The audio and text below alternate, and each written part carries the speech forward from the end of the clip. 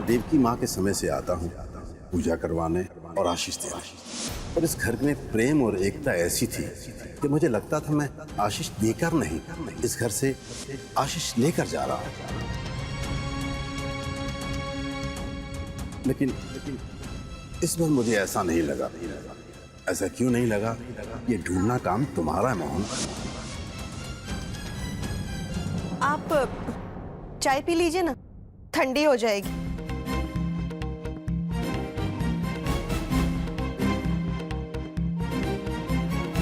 नैवेद्य की पूजा बहुत अच्छी हुई ना घर में। मुझे तो पता ही नहीं था कि हमारे घर में इतना बड़ा भोग लगाने की परंपरा है।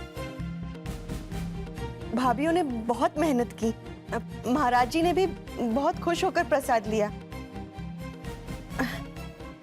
मुझे बहुत अच्छा लगा ये सब देख के। वृंदा, गुरुजी यहां से खुश होकर नहीं गए। दरअसल वो काफी दुखी और उदास होकर गए यहां से। मोहन भाई को शंका है?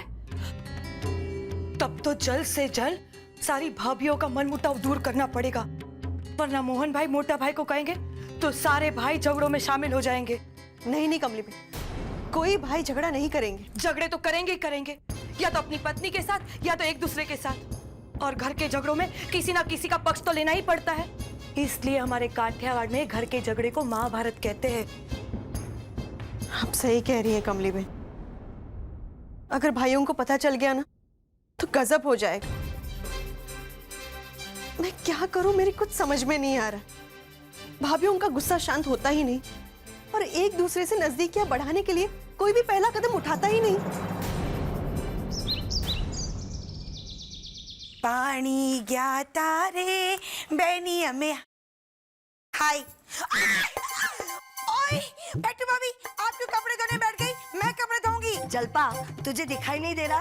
पहले कपड़े मेरे यहाँ पर पड़े थे और हाँ, दूसरे बाकी के कपड़े मैं लेने गई थी। देखा बैठो भाभी, मैं जब यहाँ पर आई ना तब आप यहाँ पर नहीं थी। इसका मतलब ये हुआ कि मैं यहाँ पर पहले आई हूँ, तो कपड़े तो मैं ही पहले धोऊंगी। देख जलपा की बच्ची, मैंने बोल दिया ना, कपड़े मैं धोऊंगी यहाँ पर। अरे वाह, आप बड़ी हो तो क्या रोब झाड़ोगी? देख जलपा, रोब तो मुझे झाड़ना ही पड़ेगा। अब तुम लोगों को बड़े छोटों का लिहाज नहीं रह गया।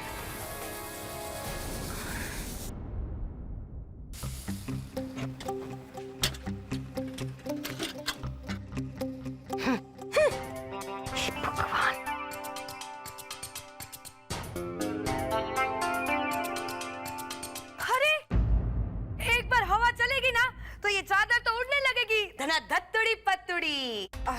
कमली, कोई बात नहीं, मैं चादर के ऊपर पत्थर लगा दूंगी। हाँ, जा एक काम कर, आउट हाउस में से पत्थर लेके आ। लो बोलो, हमारे काठियावाड़ में कहावत है, हाथ दिया तो कलाई पकड़ ली। कितना काम पड़ा है, पूरा घर साफ करना है और वक्त पे काम खत्म ना हुआ ना तो आप सबके मुंह पे ढक्कन तो है ही नहीं। बाप रे बाप, कितना बोलती है तू? हाँ हाँ, जिसके जितने हाथ पैर चलते हैं उसकी जुबान भी इतनी चलेगी ना। आप जाके पत्थर ले आओ। एक बार फिर से हवा चली ना तो चादर तो अपनी मनमानी करेगी। ठीक है, मैं खुद ही लेने जाती हूँ।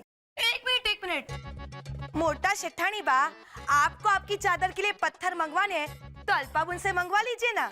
अभी मेरे हाथ पैर नहीं टूट गए कि मैं अपना काम किसी और से करवाऊं।